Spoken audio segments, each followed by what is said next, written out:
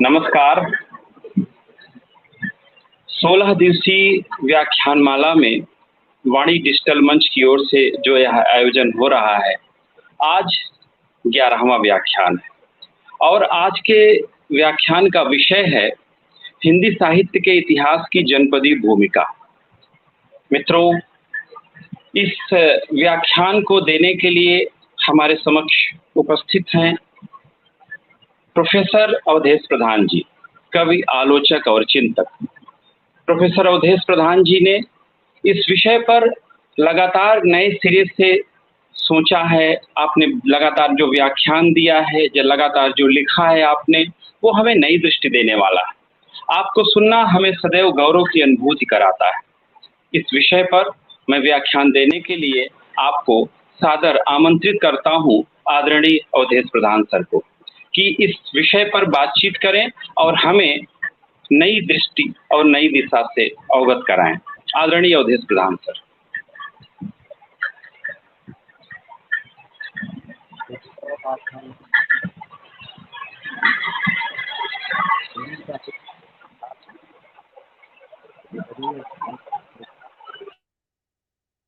पर बातचीत करते हैं।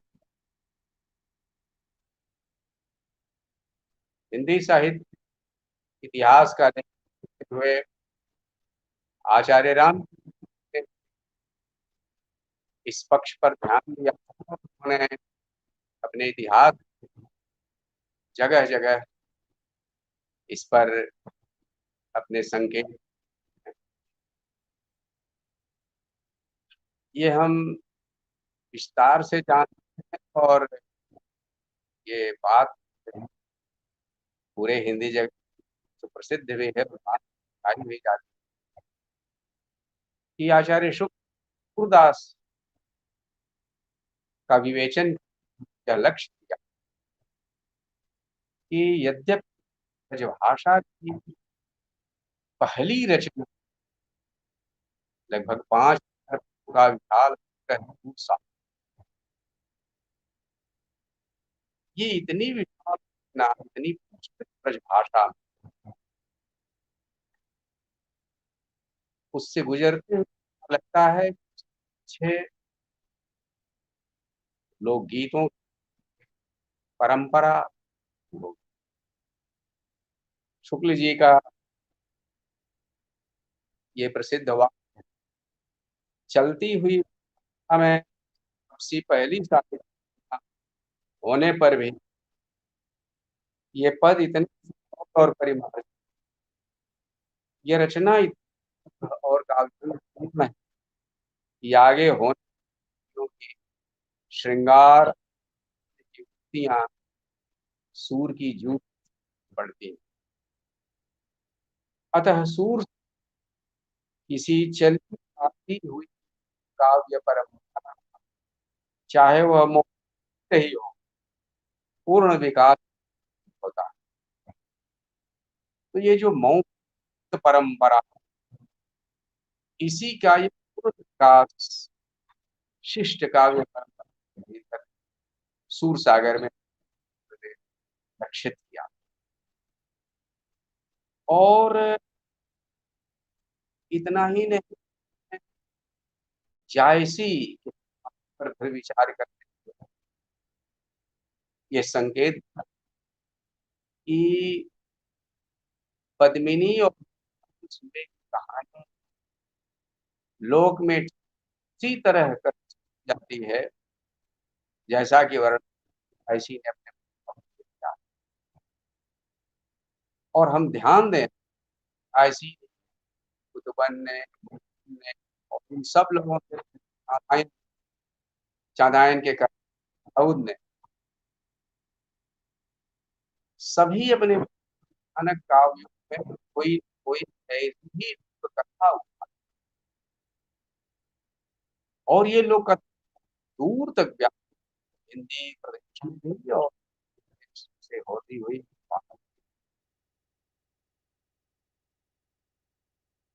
फिर आचार्य शुक्ल विद्यापति के संबंध में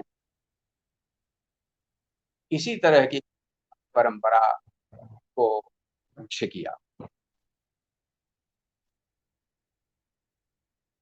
लेकिन विद्यापति के की विशेषता यह है कि वे परकीय पर आधारित। तो आचार्य शुक्ल ने भी संकेत दिया कि परकीय के जो गीत हैं वो कृष्ण गाँव की भाषा को ही लिखते हैं। इससे उन का या धर्म रंग चढ़ा रखा है। इस प्रकार के गीत देश के प्रांत सब भागों में पाए। मैथिल कवि की पदावली में हमें उनका साहित्यिक रूप मिलता है। यानी एक था इस गीत परंपरा का मौखिक रूप और दूसरा साहित्यिक रूप जो विद्यापति और सूरदास में। ठीक उसी तरह लोक कथाओं में साहित्यिक रूप है और उसका साहित्यिक रूप सूफी कवियों, भयानक कवियों में पाया जाता है। आचार्य शुक्ल इस परंपरा पर विचार करके इसके महिमा को उन्होंने किया और ये ध्यान देने की यह उनका केवल हिंदी साहित्य के लिए बल्कि समस्त भाषाओं के साहित्यिक विकास के लिए यह एक महत्वपूर्ण सूत्र देता है। शुक्ल जी लिखते हैं, गीतों की परंपरा तो सब जातियों में अत्यंत प्राचीन काल रही है। सभ्य जातियों लिखित साहित्य पर भी उनका समावेश होता है। लिखित रूप का रूप पंडितों की परंपरा के अनुसार बहुत बदल जाता है। यानी अगर जनपदीय का उपयोग करते हैं इतिहास लेखन तो यह ध्यान का शिष्ट रूप साधु रूप में वह मौखिक बदल जाता है।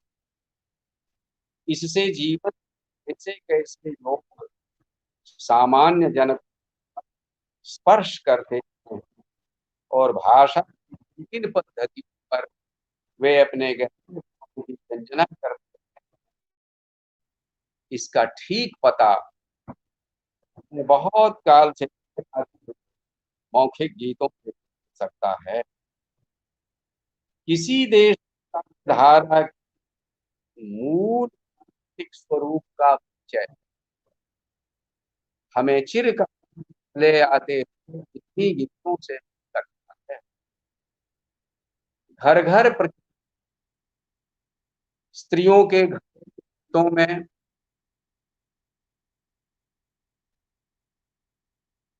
श्रृंगार दोनों का भाविक विकास हम पाएंगे।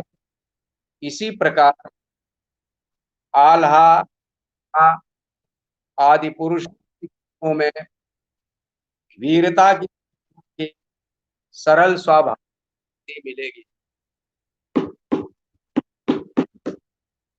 देश की अंतर्गत मूल भावधारा के स्वरूप के ठीक ठीक परिचय के लिए ऐसे गीत का पूर्ण संकलन आवश्यक है। तो जो शुक्ल जी ने विशेष संकेत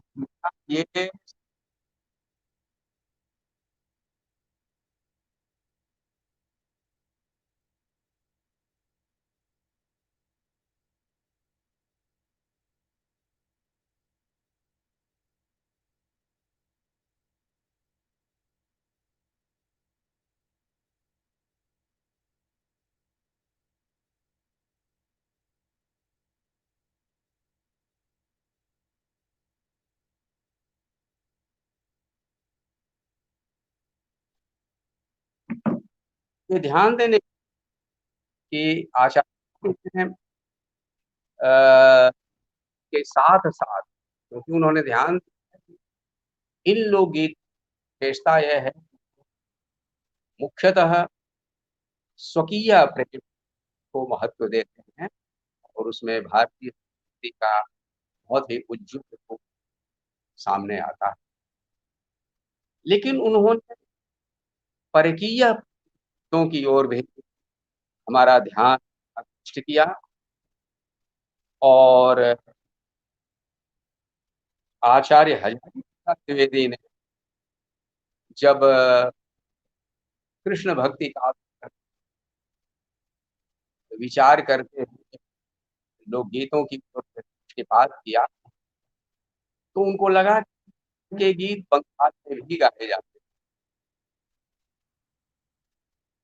और उनको धमाली गीत कहा जाता है। असल धमाली अश्लील होते हैं। द्विवेदी जी लिखते हैं कि गांव के बाहर ही गाए जाते इन्हें कृष्ण धमाली भी, यह कृष्ण धमाली आने ही इसी समय बंद के जनसाधारण राधा कृष्ण की कथा सुनने की तृष्णा मिटा दी। इसमें कोई संदेह नहीं कि प्राचीन राजवंशी जाति और योगी जाति के लोग आज तक बंगाल के नाना स्थानों में इसकी यत्न पूर्वक रक्षा करते आए। यानी आचार्य रामचंद्र शुक्ल की ही दृष्टि में नहीं बल्कि आचार्य हजारी प्रसाद के भी ध्यान में भक्ति काव्य पर विचार करते हुए इन लोकगीतों की पृष्ठभूमि बहुत स्पष्ट थी। और आचार्य हजारी प्रसाद द्विवेदी तो विशेष रूप से कबीर पर जब विचार तो न केवल उसकी दार्शनिक पृष्ठभूमि के लिए उन्होंने हमें पुरानी धर्म साधनाओं का भी बल्कि साथ ही उन्होंने कबीर के समय में जो अनेक धार्मिक वाद विवाद उन सब की प्रतिध्वनियां उन्होंने में पाई और उन्होंने ध्यान दिया कि पूर्वी उत्तर प्रदेश के लोकगीतों में विशेष रूप से भोजपुरी क्षेत्र के लोकगीतों में होली के समय कबीर नाम के गीत गाए जाते हैं और ये भी अश्लील संगीतों से भरे होते हैं और इनके बाद दुल्ला गाया जाता है वो इनसे भी अधिक। द्विवेदी जी ने एक बहुत महत्वपूर्ण संकेत किया कि कहीं ऐसा तो नहीं कि जोगियों और कबीरपंथियों के बीच की जो होड़ा होड़ी परस्पर की प्रतियोगिता थे कहीं उसकी स्मृति तो इन कबीर और जोगियों के भीतर नहीं। इसलिए केवल लोकगीत ही नहीं बल्कि हमारे व्रत त्योहार और हमारी जो लोक परंपराएं हैं वे भी इस दृष्टि से महत्वपूर्ण हैं और पुराने इतिहास के की अनेक गुत्थियों को सुलझाने में हमारी मदद कर सकते हैं। आचार्य शुक्ल ने न केवल भक्ति काव्य के विवेक समय बल्कि भारतेंदु हरिश्चंद्र बाद का जो काव्य उत्थान है जिसको उन्होंने नवीन काव्य उसका विवेचन करते हुए भी उन्होंने लोकगीतों के महत्व को रेखांकित किया और उन्होंने पाया जिसको ट्रू रोमांटिसिज्म कहते हैं कि ये सच्ची स्वच्छंदता धारा यदि हिंदी में उधर से होके आई होती तो यह अधिक स्वाभाविक। उन्होंने लिखा भारतीय हृदय का सामान्य स्वरूप पहचानने के लिए पुराने परिचित गीतों की ओर भी ध्यान देने की आवश्यकता है। केवल पंडितों द्वारा प्रवर्तित काव्य परंपरा का अनुशीलन ही असंभव है। ये बहुत महत्वपूर्ण संकेत। केवल पंडितों द्वारा प्रवर्तित काव्य परंपरा क्योंकि जो आधुनिक काव्य है उसके भीतर भी स्वच्छंदतावाद वगैरह जैसी प्रवृत्तियां हैं, उसमें भी वह श्रीधर पाठक और रामनरेश त्रिपाठी की कविता के भीतर वो ट्रू रोमांटिसिज्म की, सच्चे स्वच्छंदतावाद की प्रवृत्ति सुनते थे, क्योंकि वो लोग की भूमिका से आती थी, लोग की पृष्ठभूमि से आती थी। और इसलिए उन्होंने राम नरेश त्रिपाठी के मिलन, पथिक और स्वप्न, इन तीनों काव्यों का महत्व इस रूप में रेखांकित किया है कि मैथिली शरण गुप्त की भारत भारती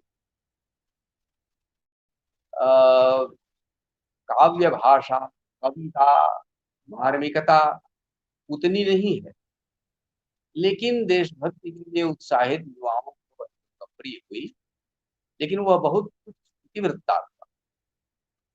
राम नरेश त्रिपाठी की काव्य के लिए था, उन्होंने देशभक्ति को रसात्मक रूप और यह भी उल्लेख किया, शायद भारतीय मनुष्य का यह जो सामान्य हृदय, जो अधिकतर लोकगीतों में सहज रूप में पाया जाता है, उसी की खोज करते हुए शायद राम नरेश त्रिपाठी ने उसी से प्रेरित होकर ग्राम गीतों का संग्रह किया। लेकिन सबसे बड़ी प्रेरणा जो लोक की ओर मुड़ने की, उसका स्रोत है हमारा स्वाधीनता संग्राम। असहयोग आंदोलन में गांधी जी की आवाज पर पहली बार ऐसा एक जन उभार आया, जिसमें गांव देहात की जनता भी बड़े पैमाने पर शरीक हुई और मध्य वर्ग का ध्यान, उत्साही युवा देशभक्तों का ध्यान इन गांवों की ओर गया। और जाहिर है कि गांधी जी की राजनीति का इशारा भी हो रहा था। तो यह जो प्रेरणा है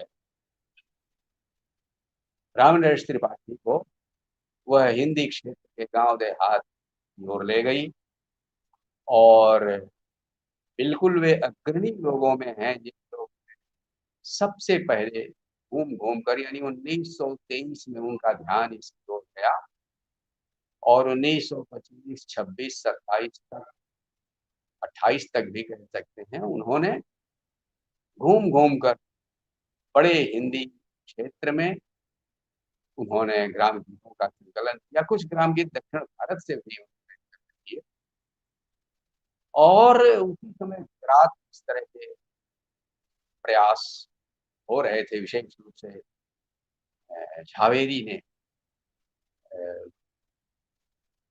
मेघाणी ने, झवेरचंद मेघाणी ने गुजराती लोकगीतों का संग्रह किया था। तो राम नरेश त्रिपाठी के इस संकलन का जो महत्व है, वह स्वाधीनता संग्राम की देशभक्ति पूर्ण प्रेरणा से जुड़ा। और सच कहिए तो हमारे साहित्यकार ही नहीं, साहित्य का इतिहास लिखने वाले भी गांव देहात की ओर कुछ इसी तरह गए।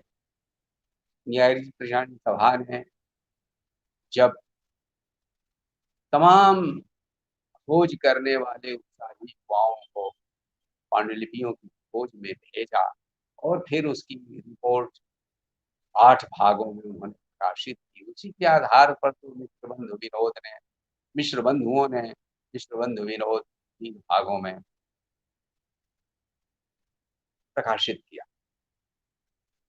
आचार्य रामचंद्र के पीछे ये सारी पृष्ठभूमि 1929 में उनके इतिहास का जो पंजाब संस्करण आया, उसमें इसीलिए जगह जगह उन्होंने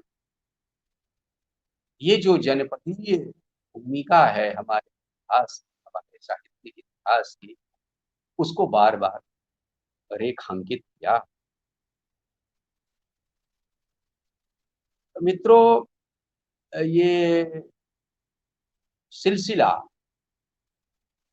आगे बढ़ते हुए जब प्रगतिशील आंदोलन आया तो उन्होंने साहित्य को गांव देहात की ओर भारत की धरती पर जाने के लिए उन्मुख भी किया था। उनकी मुख्य प्रेरणा ही थी। इसलिए उस दौर में प्राचीन इतिहास, साहित्य, इन सब में लगे हुए पंडितों को भी चीज ने प्रेरित किया। और हम पाते हैं कि 1933 में महापंडित राहुल सांकृत्यायन ने गंगा पुरातत्वांग में, यद्यपि विशेष अंक वह पुरातत्व पर केंद्रित, और राहुल जी की रुचि थी पुरातत्व में, लेकिन उन्होंने उसमें एक लेख लिखा, हिंदी में स्थानीय भाषाओं के बृहद संग्रह की आवश्यकता। मेरे ख्याल से हिंदी में ये अपने ढंग का एक अकेला लेख था जिसमें पहली बार साहित्यकारों को खड़ी बोली हिंदी में केवल लिखने के लिए ही नहीं, काम तो बहुत पहले ही महावीर प्रसाद द्विवेदी कर चुके थे, उत्साहित किया, बल्कि इस विशाल हिंदी क्षेत्र की अनेक स्थानीय भाषाएं, लोक भाषाएं हैं, उनको भी एक महत्वपूर्ण आकर के रूप में, खजाने के रूप में उन्होंने रेखांकित किया और उसमें बताने की और उसमें उन्होंने ये बताने की कोशिश की कि उसमें निहित जो अनेक केवल लोक साहित्य की चीजें ही नहीं, उसका जो अकूत शब्द भंडार है और ज्ञान भंडार है, उस सब कुछ का भी संग्रह होना चाहिए। कुछ ही समय बाद विशाल भारत में बनारसी दास चतुर्वेदी ने फरवरी अंक में एक लेख लिखा और 1910 में जो हिंदी साहित्य सम्मेलन स्थापित हो चुका था, उसको सुझाव दिया कि केवल प्रयाग में केंद्रित उसका कार्यालय जो निवेशन कर लिया करता है, इससे पूरा काम नहीं होगा, बल्कि उसकी प्रांतीय सम्मेलन करने की जरूरत है। और उन्होंने ब्रज, अवध और बुंदेलखंड क्षेत्रों में इस प्रकार के साहित्य मंडल स्थापित करने की संभावना भी बतलाई।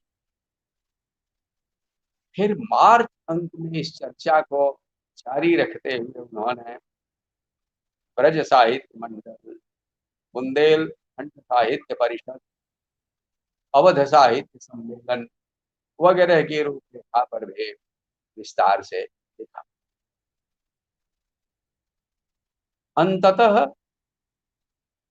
10 मार्च 1940 को बुंदेलखंड और ब्रज साहित्य मंडल के कार्यकर्ताओं की एक बैठक कुंडेश्वर में हुई,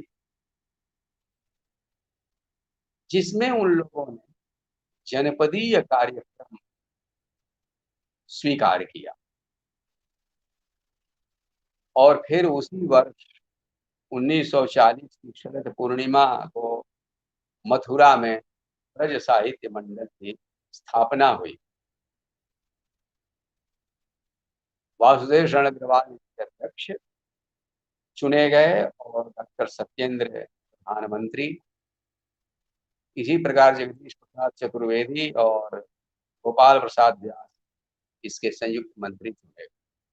हम जानते हैं वो नाम है आगे चल के जनपदीय अध्ययन के काम में भारी योगदान किया। 1940 का वर्ष अत्यंत महत्वपूर्ण है। अक्टूबर 1940 में टीकमगढ़ से बहुत ही महत्वपूर्ण पाक्षिक पत्रिका निकली, मधुकर। इस मधुकर के निरंतर जब 11 अंक निकल चुके तो वासुदेव शरण अग्रवाल ने अपना उत्साह दिखलाते हुए एक पत्र में लिखा कि भारतीय संस्कृति की जो ख्याति अब तक बची है उसका निवास हमारे जनपदों में ही है। और इस दृष्टि से उन्होंने इस अध्ययन को एक राष्ट्रीय महत्व के रूप में रेखांकित किया। वासुदेव शरण अग्रवाल जी ने इसको बहुत ही गहराई अपने विचारों से, अपने चिंतन से, अपने अध्ययन से और अपने अनुसंधान से दी।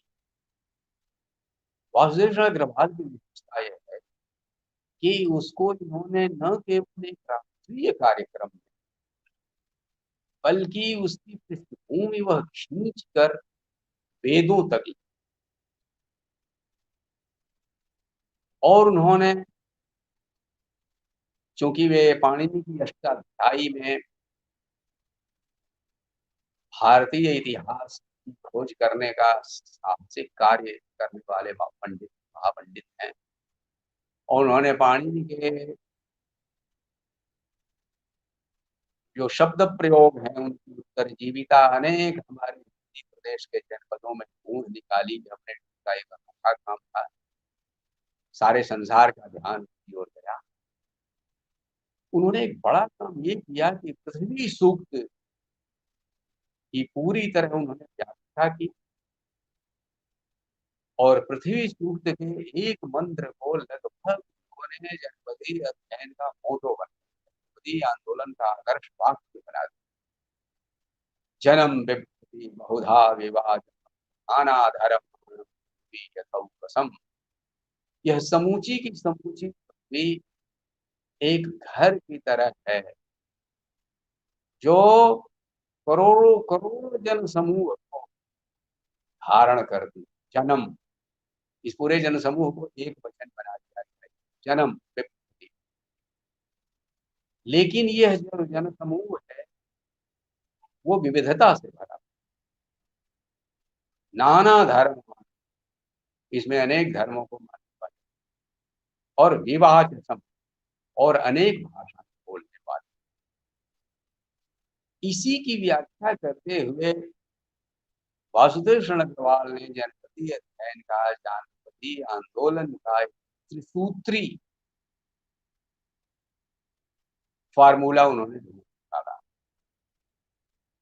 और वो है जन। सबसे पहले तो है पृथ्वी, भूमि, और दूसरा है उस भूमि पर रहने वाला जन, और नंबर 3 है उस जन द्वारा निर्मित उसकी संस्कृति, जैसे भाषा, धर्म, कलाएं, नृत्य, संगीत, बोल चाल सब आ।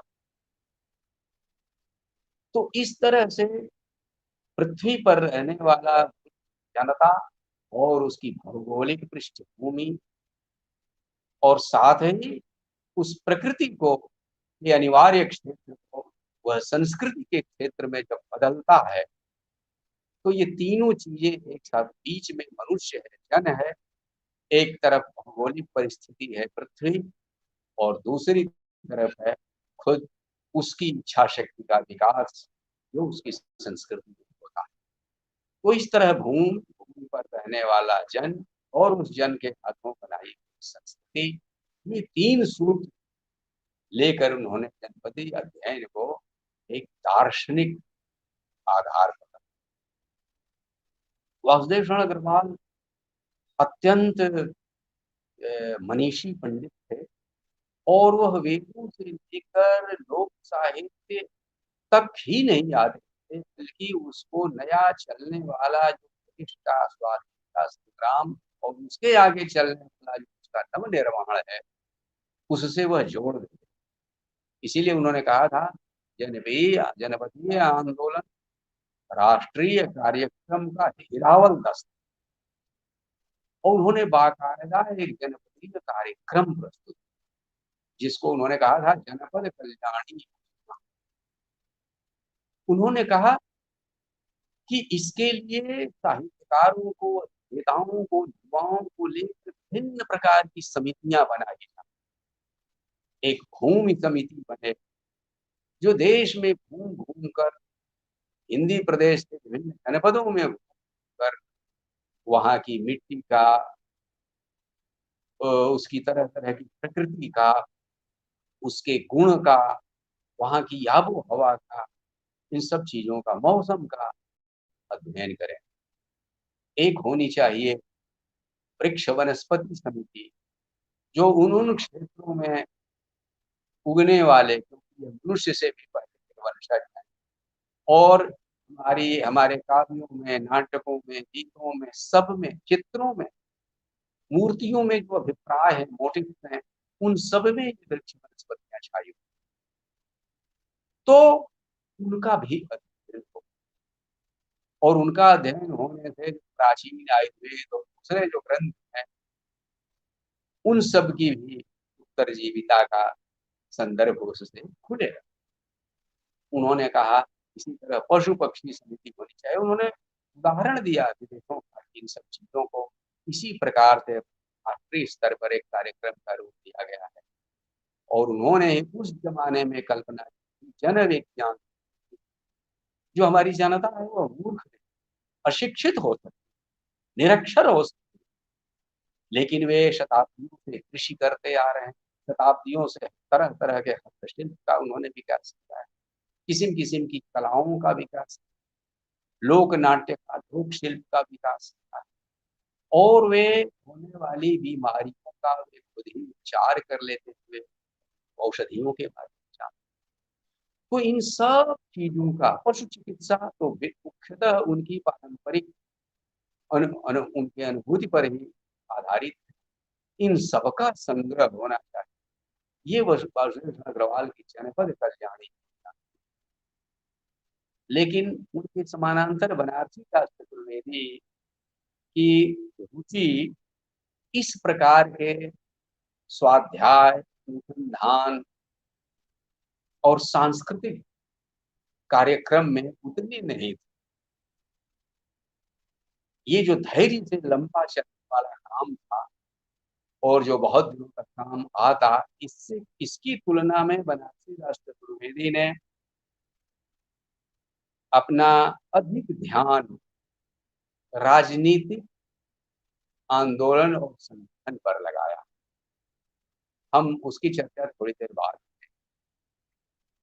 मैं आपको बताऊं कि मधुकर के बाद कुछ ही दिनों में टीकमगढ़ से कृष्णानंद गुप्त जी ने लोकवार्ता नाम का त्रैमासिक निकाला। और ये लोकवार्ता शब्द बताता है कि उन लोगों ने यूरोप में जो फोकलोर संबंधी हुआ था, उस फोकलोर स्टडीज से उन्होंने प्रेरणा ली और फोकलोर का अनुवाद उन्होंने वार्ता किया। ये लोक वार्ता त्रैमासिक, ये भी एक महत्वाकांक्षा के साथ पत्रिका शुरू हुई। और कृष्णानंद गुप्त जी भी एक ऐसे ही धुनी व्यक्ति थे। उन्होंने बुंदेलखंडी विश्वकोश की रचना की।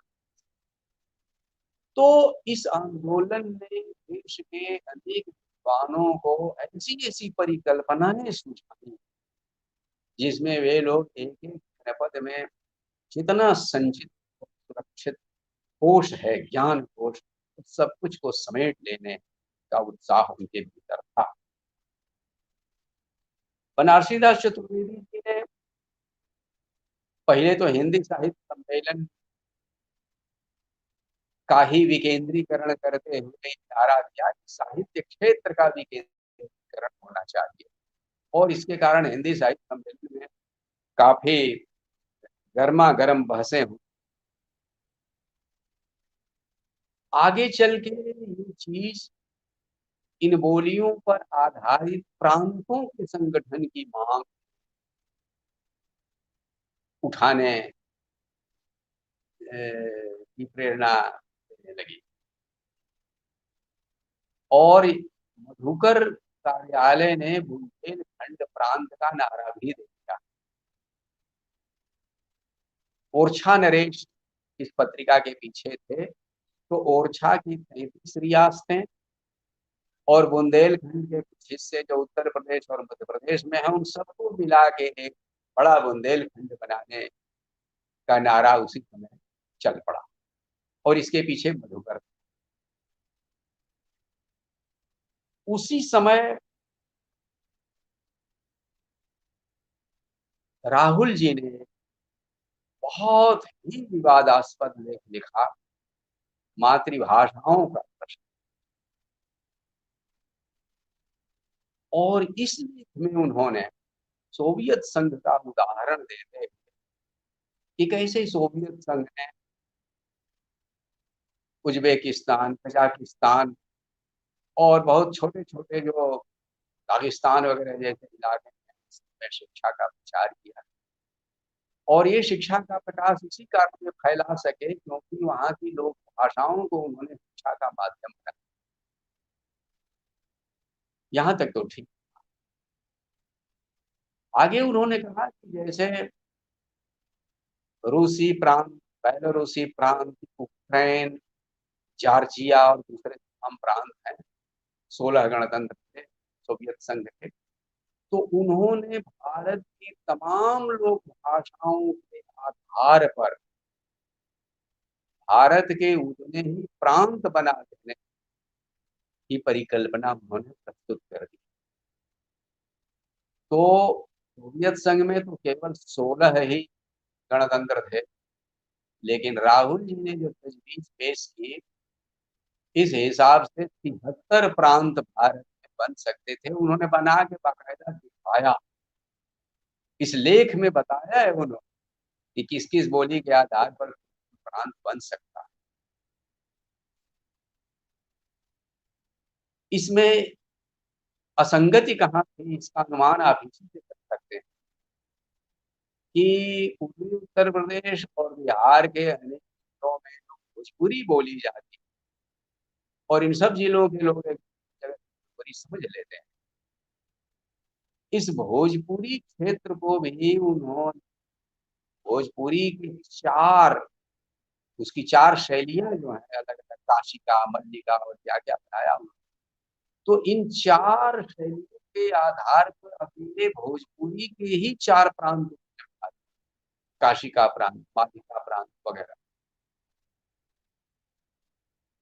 तो जबकि सच्चाई यह है कि इन तमाम जिलों की लड़कियां, तमाम जिलों के बीच एक दूसरे यहाँ ब्याह शादियां हैं और सब एक दूसरे की भाषाएं समझते हैं।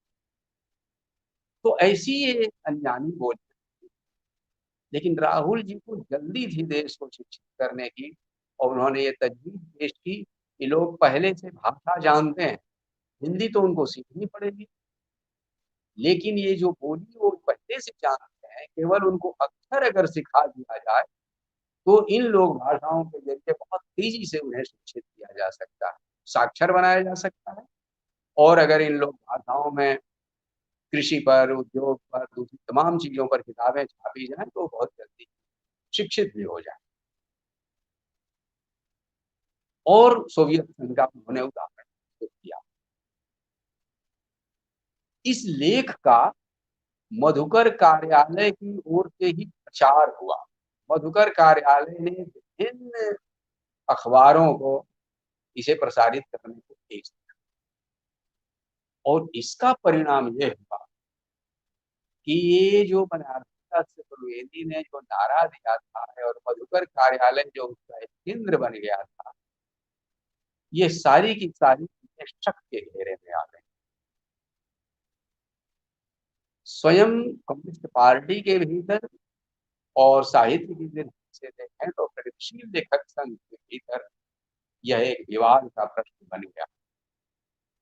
अगर शिवदाम सिंह चौहान और रामविलास शर्मा और के पुराने लेख आप उठा के पढ़ें तो उससे आपको उस समय के विवाद का कुछ आभास मिलेगा। रामविलास शर्मा ने, और वो शुरू से अंत तक इस बात पर अड़े रहे, उन्होंने यह रखा कि सोवियत संघ का जो उदाहरण दिया गया, मार्क्सवाद का जो तर्क दिया गया, यह बिल्कुल गलत है क्योंकि ये लोक भाषाएं जातीय भाषाएं थी। सोवियत संघ एक जातीय भाषाओं के आधार पर उसके अनेक प्रांत बने हैं। ये भारत में ये जो उदाहरण दिया गया है, ये गलत उदाहरण, क्योंकि इन लोक भाषाओं के क्षेत्र अब बाकायदा हिंदी बोली हिंदी के माध्यम से शिक्षित हो रहे हैं और यह उनके विकास में बाधा डाल होगा। आप देखेंगे कि आगे चल के आचार्य हजारी प्रसाद द्विवेदी ने इसी दृष्टि से मेरे ख्याल से भोजपुरी भाषियों के बीच एक व्याख्यान देते हुए कहा था कि प्रारंभिक शिक्षा तो इन लोक भाषाओं के माध्यम से ही देना व्यावहारिक है, लेकिन उच्च शिक्षा हिंदी के माध्यम से देना उचित होगा और व्यावहारिक होगा, क्योंकि आकाशवाणी के माध्यम से, अखबारों के माध्यम से, पत्रिकाओं के माध्यम, पुस्तकों के माध्यम से एक जो एक रूपता आ, जो नए नए अनुसंधान होंगे, तो यह जो ज्ञान का साहित्य है वह ऐसे ही एक रूप करने वाली एक व्यावहारिक भाषा आना चाहिए। इसलिए उच्च शिक्षा का माध्यम यही होना चाहिए। तो बहरहाल इसकी चर्चा हमने इसलिए की कि इसका शिवदान सिंह चौहान और रामविलास शर्मा के बीच जो विवाद है उसकी भूमि की समझने की दृष्टि से इसका बहुत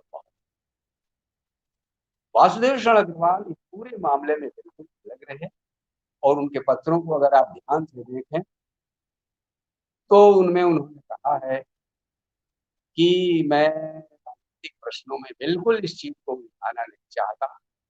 इसे अध्ययन और अनुसंधान की दुनिया साहित्य के सृजन, पुनः सृजन और विकास की दृष्टि से मैं इसका उपयोग करने के पक्ष में हूं। तो अंततः स्वाधीनता के बाद तो ये विवाद शांत हो गया। एक चीज और आपको याद दिलाऊं कि विवाद क्यों इतना कटु हो, उसकी वजह यह है कि ठीक उसी समय पाकिस्तान की भी मांग बहुत जोरों पर उठी और सोवियत संघ का उदाहरण देते हुए जातीय भाषाओं के नाम पर ही जातियों के आत्मनिर्णय के प्रश्न के आधार पर ही पाकिस्तान के निर्माण का भी समर्थन किया गया। रामविलास शर्मा ने तब भी इसका कठोर विवाद किया था। उन्होंने कहा कि इसको लोक भाषाओं के प्रश्न को जाति के प्रश्न से मिलाना बिल्कुल गलत है और इसी तरह पाकिस्तान के निर्माण को भी एक जातीय प्रांत कर करके मार्क्सवाद के तर्क से सही साबित करना बिल्कुल गलत। तो उस समय बहुतेरे कम्युनिस्ट चिंतक थे, मार्क्सवादी चिंतक थे, बहुत भ्रम में थे और जाति का प्रश्न एक बहुत उलझा हुआ प्रश्न था। और ये हमारा सौभाग्य, हिंदी क्षेत्र का सौभाग्य कि रामविलास शर्मा ने आगे चल के अपनी बहुत ऊर्जा इस जाति के प्रश्न को सुलझाने में लगाई। लेकिन स्वाधीनता के बाद भी वासुदेव शरण अग्रवाल ने जो जनपदी अध्ययन को इतिहास की दृष्टि से, साहित्य की दृष्टि से, शिक्षा की दृष्टि से, संस्कृति की दृष्टि से जो एक महत्वपूर्ण आयाम के रूप में स्वीकार किया था, अंकित किया था, वो बात आगे बढ़ी और 1952 में हाथरस में एक हिंदी जन परिषद का सम्मेलन हुआ जिसमें बाबू राजेंद्र प्रसाद जी राष्ट्रपति के बतौर आए और उन्होंने संदेश दिया। इसमें बनारसी दास चतुर्वेदी की मांग तब तक ठंडी पड़ गई थी, इसलिए हमको लगता है कि दोनों धाराओं के से जो मिले हुए गंभीर कार्यकर्ता हैं वो सब इसमें शामिल रहे होंगे।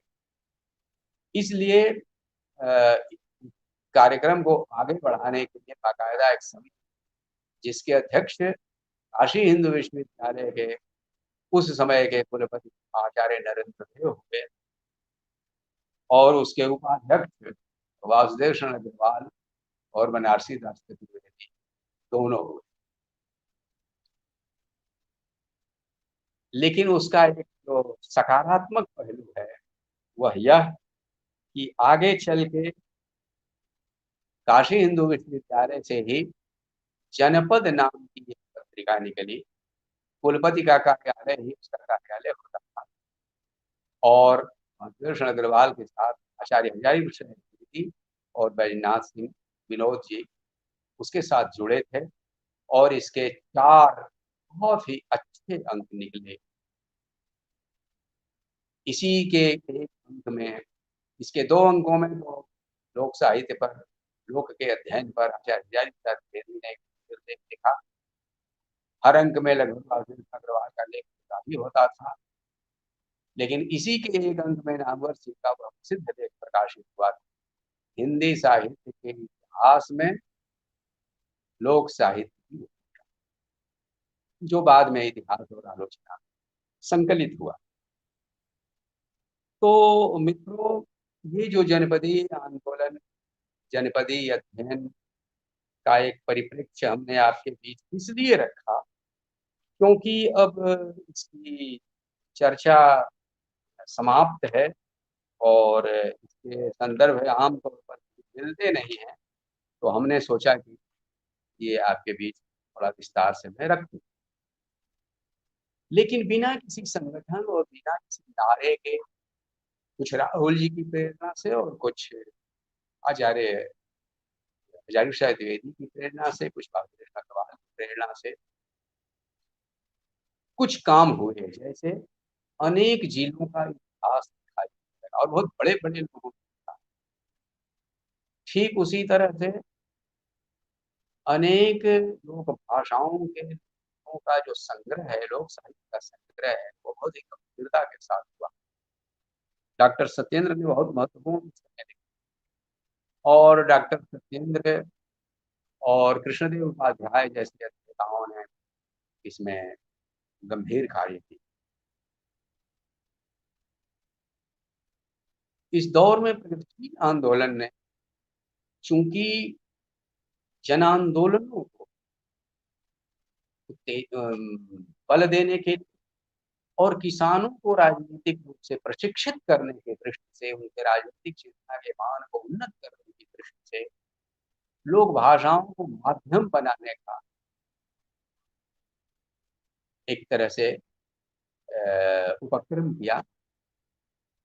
यानी कि केवल लोक साहित्य नहीं जो मौखिक, बल्कि अब जन साहित्य की रचना होने लगी। और आप पाएंगे राहुल जी ने भोजपुरी के 8 नाटक लिखे,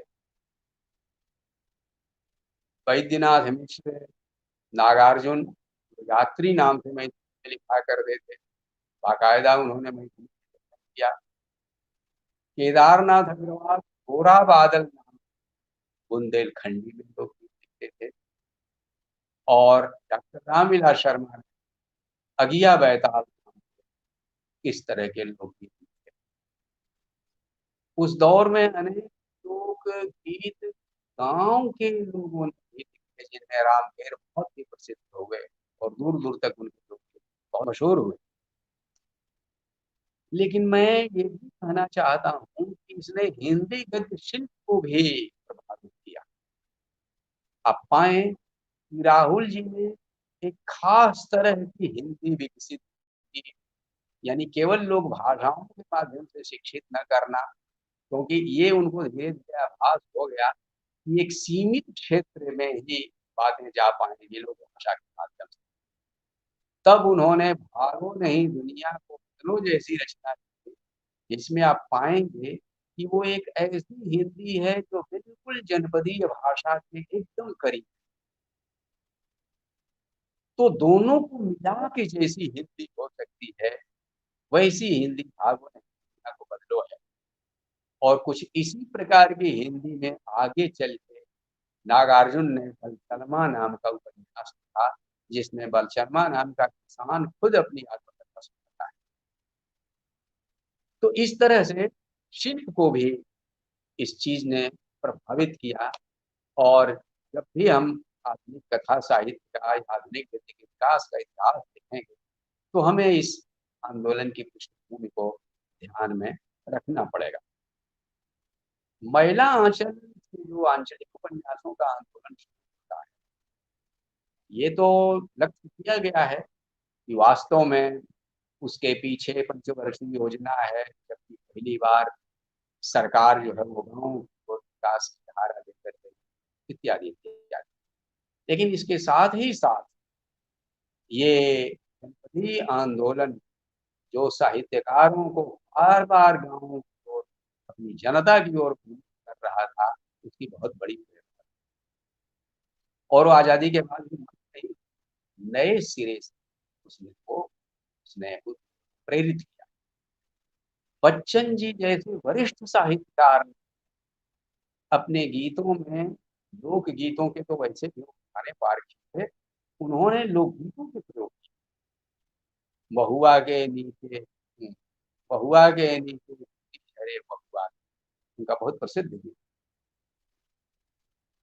पिया जाओ लाओ नदिया से सोन मछली, ये भी, ये सब गीत और कई ऐसे गीत जो केवल लोक धुन का ही बल्कि उसकी भाषा का और उसकी रूढ़ियों का भी रचनात्मक। और बच्चन जैसे वरिष्ठ कवियों को ही बल्कि बाद में नए कवियों, ठाकुर प्रसाद सिंह, केदारनाथ सिंह जैसे कवियों ने भी इन जनपदीय भाषा भूमि से जो नए गीत है, उससे खास तरह का नया रोमांटिक आवेग, एक नया रोमांटिक स्पर्श भी हमारी कविताओं में आया।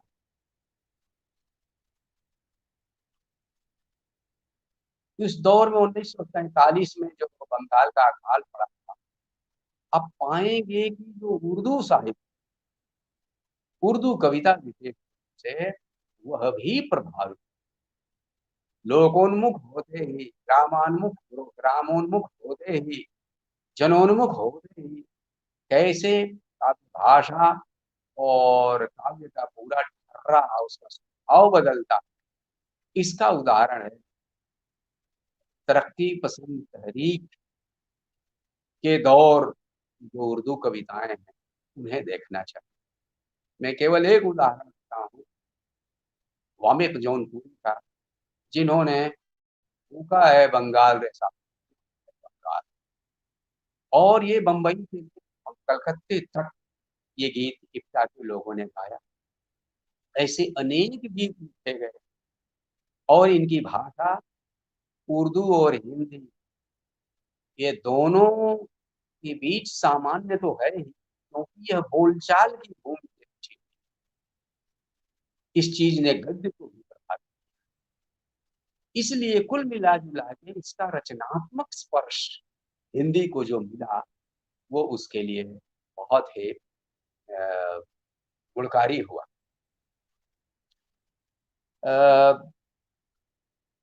नए दौर में आप देखें तो इमरजेंसी के बाद एक बार फिर जनता के बीच जब कवि अपने गीत लेके जाते हैं तो फिर लोग भाषाओं के पास पहुंचते हैं, लोग धुनों के पास पहुंचते हैं, और गजल ने भी नया रूप लिया। हम देखें कि दुष्यंत की गजलें उससे पहले नहीं आ सकती। यह लोकोन्मुखता ही है जिसने गजलों को केवल भाषा के तौर पर बल्कि स्वभाव के तौर पर भी उनको बदला, और इस तरह जन गीतों का ही एक काव्य रूप बन करके गजल एक नए आकार में लोकप्रिय हुई।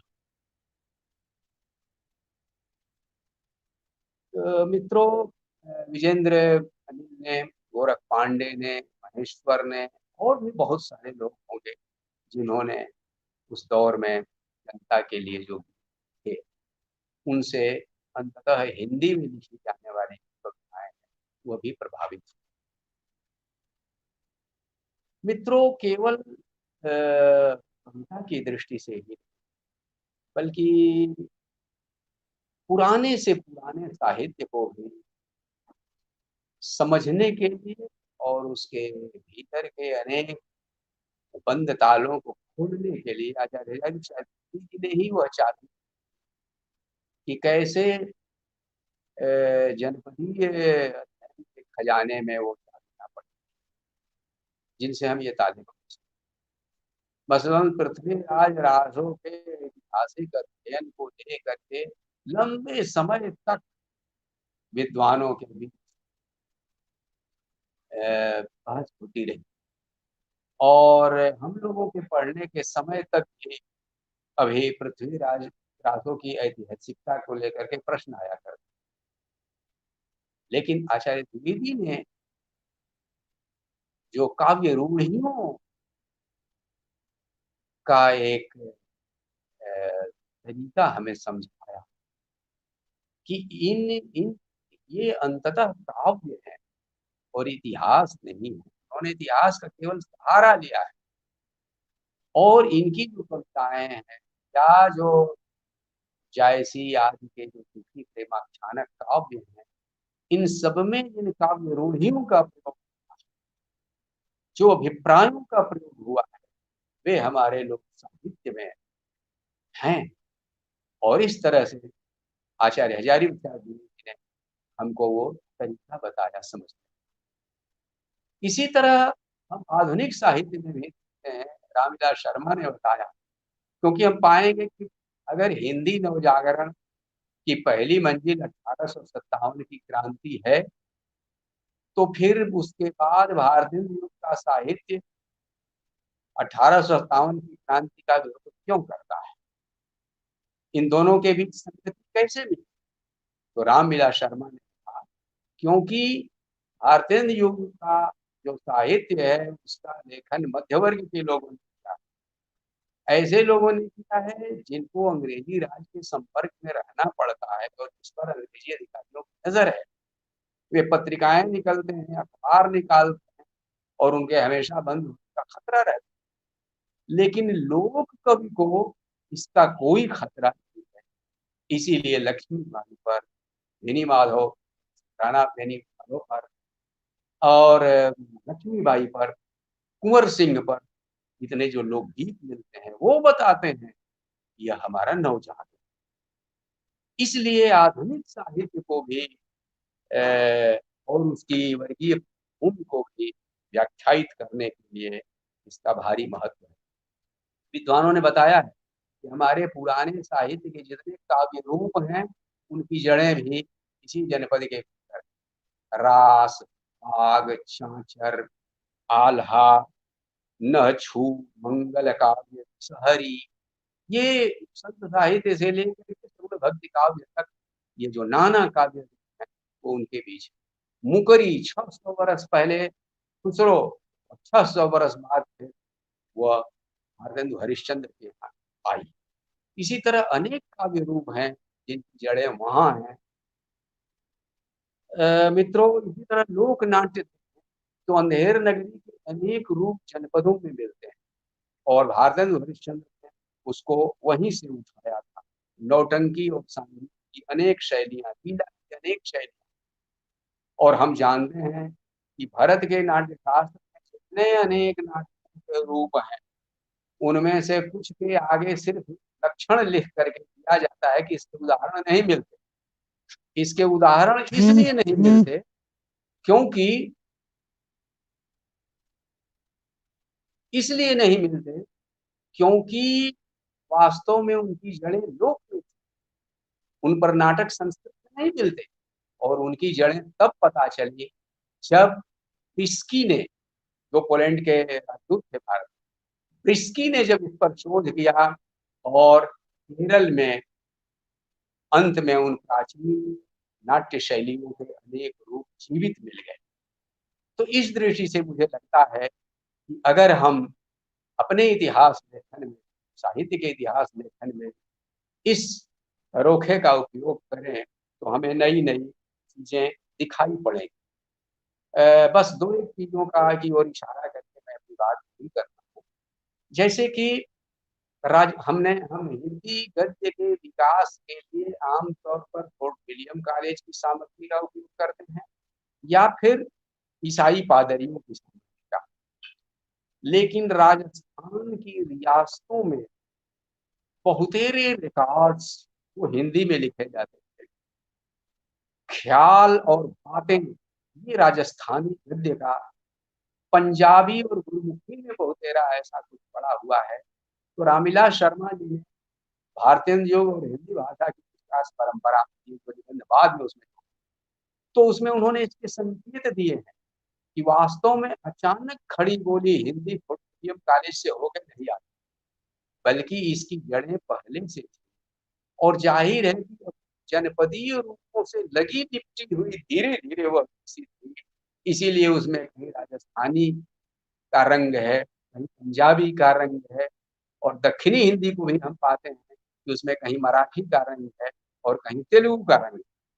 मुझे वीएनपी कुंज मित्तर साहब ने बताया था, जो दक्षिणी हिंदी के बहुत बड़े अध्येता थे, अपनी मृत्यु से 1 साल पहले उनसे मेरी मुलाकात हुई, तो उन्होंने बताया कि मलयाली लिपि में भी मैंने केरल में इस तरह का दक्षिणी साहित्य पढ़ा है, और वो बड़े दुखी थे। वह कह रहे थे कि वास्तव में दक्षिणी साहित्य को एक स्टडीज के रूप में डेवलप करना चाहिए। मैं ये बात केवल इतिहास लेखन तक सीमित न रह करके इस मंच से संकेत दे रहा हूं कि आगे चल के जो हिंदी विभाग है उनको एक व्यापक हिंदी स्टडीज के रूप में विकसित करने के लिए अनेक अध्ययन केंद्रों से जोड़ना चाहिए। एक ही हिंदी विभाग के भीतर दक्षिणी हिंदी का धारा के अध्ययन के लिए गुरमुखी, राजस्थानी, पंजाबी, कैथी लिपि में पढ़ी हुई जितनी सामग्री है, इन सब को इकट्ठा करने के लिए और उनके आधार पर अपने इतिहास का नया रूप छान कर सामने लाने के लिए ये चीज बहुत ही हमारे लिए गुणकारी होगी, लाभदायक होगी। इन्हीं शब्दों के साथ मैं अपनी आज की बात पूरी करता हूँ। धन्यवाद।